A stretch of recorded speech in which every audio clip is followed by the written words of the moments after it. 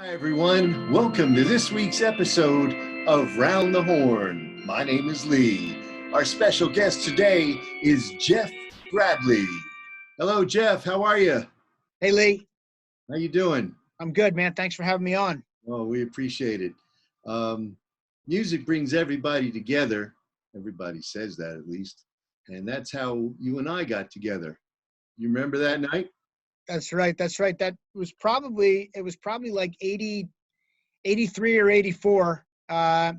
Me and a couple of North Carolina baseball players, one of them, Walt Weiss, who went on to be the American League Rookie of the Year, and our friend Mike Jedziniak were in the Stone Pony for a Christmas show, I think it was. I can't remember exactly what show we were there to see, but yeah, it was a benefit, but I'm not sure which one it was. We did so many. So we made our way to the back around the DJ booth, and we found out that the DJ at the Stone Pony was a baseball scout and quite a baseball fan as well. Well, our mutual started a long-time friendship. Yeah, our mutual friend Mike Jedziniak, who I thought should have been drafted back then with the rest of the guys on that UNC team. Great hitter. He was probably the toughest out I have ever pitched against. Yeah, he probably still to this day.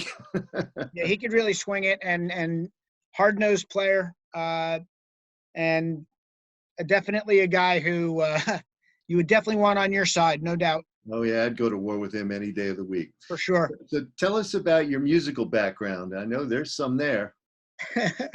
No, just a music lover, though. I do dabble a little bit on the acoustic guitar these days, especially during this pandemic. I had tried to pick up the guitar about 15 years ago, and then I gave up on it and picked up a ukulele when I took a job in Toronto 4 years ago just to pass the time at night. And being home over the last 2 months, I said, well, I'm going to tune this guitar and see if I can remember anything that I had started. And so anyway, with YouTube and being able to dabble a little bit, I like going down in the basement away where no one can hear me and strumming the acoustic guitar a little bit. Yeah. Tell us about that UNC team. Man, what a great team. What a great group of guys. In 83, 84, well, the year before we got there, me and Walt and Mike got there, they had won the ACC championship, but it was like a Cinderella story. They were a low seed and managed to win the ACC. Well, my first 2 years there, we were not a Cinderella story at all. We were loaded, and we won the 83 and 84 ACC championship, and led by 3 first-round draft picks, Scott Bankhead, who was our ace, right-handed pitcher, and B.J. Surhoff, who went on and had about a 20-year major league career. He was the number 1 overall pick in a draft, right? You remember this. B.J. was the number 1 overall pick in a draft that included Will Clark and Barry Bonds. Wow. So pretty good stuff there from Did your brother from play BJ. On that team too? Who? Your brother? No, my brother Scott's 4 years older than I am. Okay. So Scott was out of Carolina. He played there 79, 80, and 81, and then he was drafted by the Yankees in 81. The only person the Yankees took ahead of Scott was John Elway. I remember seeing Elway play a minor league game. He went in the same draft as Elway, so Scott was out of there before we got there, but we had a tremendous team. We were strong at every position. We were deep in pitching. I think four major league players, which doesn't sound like a lot, but it really is when you think about a college team. Yes. Yeah, and a number of guys who were minor, and a real New Jersey influence, by the way. We had a left fielder named Scott Johnson from Edison, who left Carolina as the all-time home run leader. We had Jedziniak from Toms River. Walt was just across the border from Suffern, New York. BJ was from Rye, New York. So a real Northeast influence on that team. We had a pitcher, Steve McGuire, who was from Morristown. We had another pitcher, Brad Powell, who was from Basking Ridge. Yeah, we were loaded up with with Jersey boys. Yeah, sound like a And great team. it was a great team, great group of guys, and through the magic of social media, Facebook and stuff, a lot of us have been able to stay in touch, and That's great. it's a real blessing, yeah, to get to crack old jokes and talk about the glory days. So tell us what you're doing these days. Yeah, so I have two jobs. I work up in Toronto most of the time as a public relations man for a professional soccer team, but I own a youth baseball glove company called Bradley Baseball Gloves that I started 3.5 years ago when I saw a niche to be had in baseball where I think all the research and technology and in youth baseball went towards bats, and they just left gloves to the side. And when I coached kids in town leagues and in travel leagues, I noticed that they were either using an adult glove or they were using just a glove that was terrible. And I said, we got to figure out a way to put a quality glove in a scaled down size and let the public know that, we've put the time and effort into making gloves that work well on small hands. But you So have we have a a long history in huge baseball. product line. It's a lot of fun too. Well, you have a long history in baseball, so I'm sure you have the experience for Yeah. Yeah. My brother was the talented player in the family who got about 9 years in the big leagues and has been the coach at Princeton for, about 25 years. And he has two sons who were professional players. My son was an all-state catcher at Manasquan. We love the game. My dad, it all comes from my dad. My dad was a hell of a player with the best story of all of us. But my dad, out of Livingston, New Jersey, signed with the Chicago Cubs out of high school, but had to go to Korea. And so he played about 2 weeks in the Cubs organization, went to Korea, went to boot camp in the Marine Corps, went to Korea, got wounded. And as he tells it, the Cubs found out that he was the first New Jersey minor league player to be wounded in the war. So they sent him, okay, you ready for this? The Cubs sent my dad, who was in a VA hospital, a new glove and a subscription to the Sporting News. That was what he got for taking a grenade to the butt. Oh, boy. But he ended up somehow regaining his college eligibility after 2 weeks of pro baseball. He played at Uppsala, which no longer exists, but was a great baseball program for many, many years. Sure, absolutely.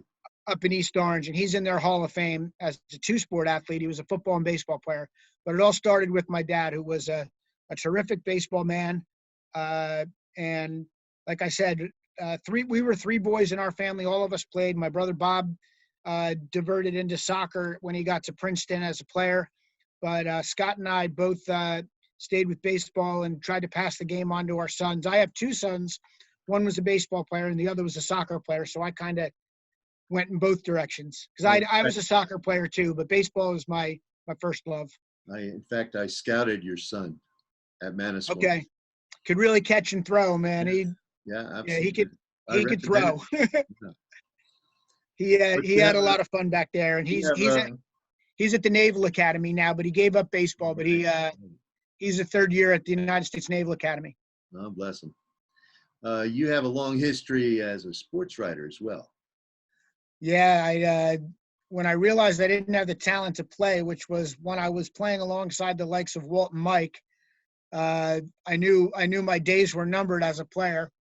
I studied journalism at University of North Carolina and started a career as a sports writer really as soon as I got out.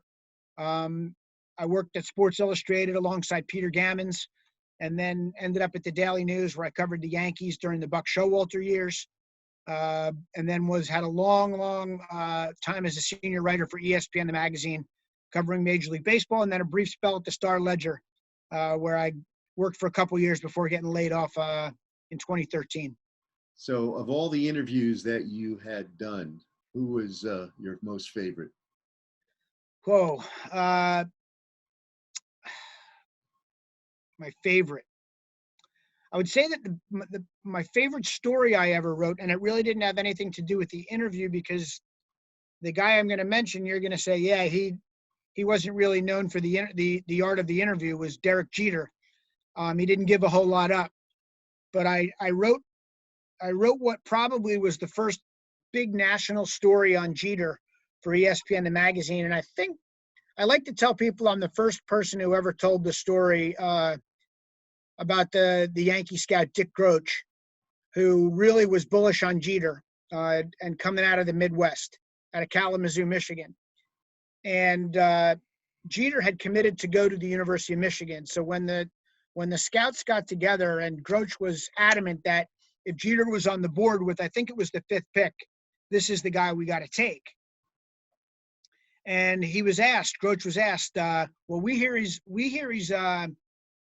family is very keen on education, and we hear that he's going to Michigan. Can you promise us that if we take Jeter, he's gonna sign?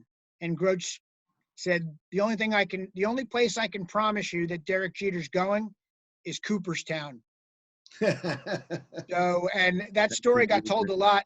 That story got told a lot in the years later, but especially as Jeter's career started to wind down. And I think I'm the first person who was able to tell that story, which is a good one. But amazing. You know, I had the privilege of interviewing all the big stars.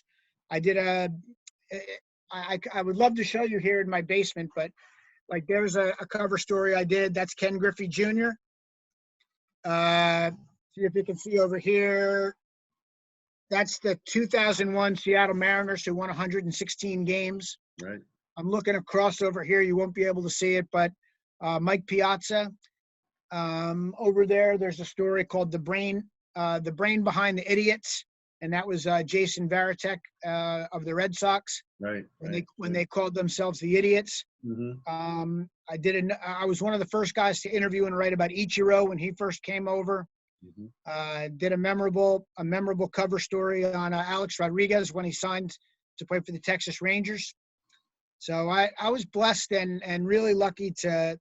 The 14 years at ESPN, the magazine, were just awesome. I got to go everywhere that a baseball writer would want to go, and I cherish those years for sure. Tell us about Bradley Gloves. Yeah, so it's the most fun I've ever had. It's almost too fun to call it a job, but I started designing youth baseball gloves, and the idea was that we would want to take, pro components, leather, and the big thing that I noticed with youth gloves is that they never seem to be shaped properly.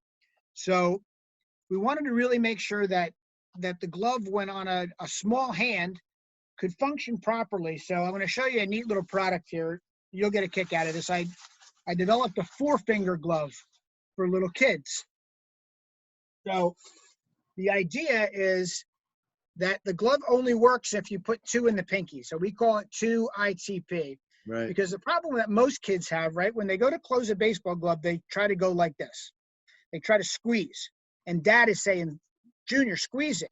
So he takes the glove and he goes like that. So the glove doesn't close properly. But really what he should be telling him is you're trying to take your pinky and ring finger and your thumb and you're trying to chop them together like chopsticks. So this glove with 2 in the pinky, and you'll also see that we cut seams in the pinky side and the thumb side, right? Sure. So this glove, little kid puts it on his hand, it can only close that way. So there's room for the ball. Amazing. So it's built, and this is where we start. We start with the idea that a kid who's 4, 5, 6 years old needs to develop that proper muscle memory, right? That we close a baseball glove this way, not this way. And we take it there all the way through to having, gloves that I would put on the hand of a pro. Most everything is scaled down, but like this is a pro level outfielder's glove that we did. So, which is absolutely top of the line leather. My brother with his 9 years of big league experience helped me design some really nice catcher's mitts. I've thrown a few gloves at Walt Weiss and Mike Dziniak actually uses one of my first baseman's gloves to catch in his fastball fast pitch league. Wow. He still plays fast pitch down in Seaside Park. So it's so much fun. BradleyBaseballGloves.com. so many different products and always pushing the envelope and gloves that look cool and play well. And it's caught on. And it's, of all things, here I am based in Manasquan. I sell most of my gloves to Texas, Oklahoma, Louisiana, and it's the magic of social media. Right. That's serious baseball down there. Yeah. And most people say when we recommend players from the Northeast that they don't play enough. So the kids from But they Texas, underestimate their toughness, right? right? Yeah, the kids from Texas, Florida, and California are always getting drafted, and rarely do you see guys from the Northeast. Yeah. I would put Northeast talent up there with any, and I'm biased, Yeah, but absolutely, I do too. I do too. you know, I see them I a lot. used to, even when I was down at North Carolina, you know, I wasn't really good enough to play there, and dabbled at it and sat the bench and tried to be a good teammate, but I would come home and play in the Essex County League in the summer. And most of my teammates were from the NJAC schools. I don't even know if they called it the NJAC then, but Montclair State, Ramapo, Kane College, and these guys could play. And I used to say to the guys, if you gave Montclair State our pitching staff, right, our starters, our UNC starters and bullpen, they could compete in the ACC. That's the talent level that they had. I said, what they don't have is the arms. So Right. you get it, you know, you're liable to have their shortstop coming out of relief, or a center fielder who, you know, I said, but from a position player standpoint, a toughness standpoint, a skill standpoint, they have players. They just don't have the arms that we have. Sure. And I'm not saying they could have beat my Tar Heels, but if you gave our pitching staff 14 deep or 15 deep to Montclair State's position players, they could have competed in the ACC.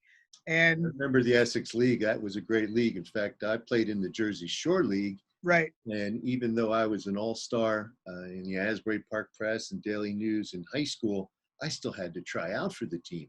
Yeah. There were so many great players. In fact, I remember one time I was pitching, and we had a guy that we just picked up, just got released from Double-A Baltimore. All right.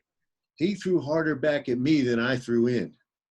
And I couldn't imagine how he got released from the Orioles, because he was unbelievable. But you know as well as I do, when you see the best in this area, there's sometimes always a better kid somewhere else. Yeah. I always told my son,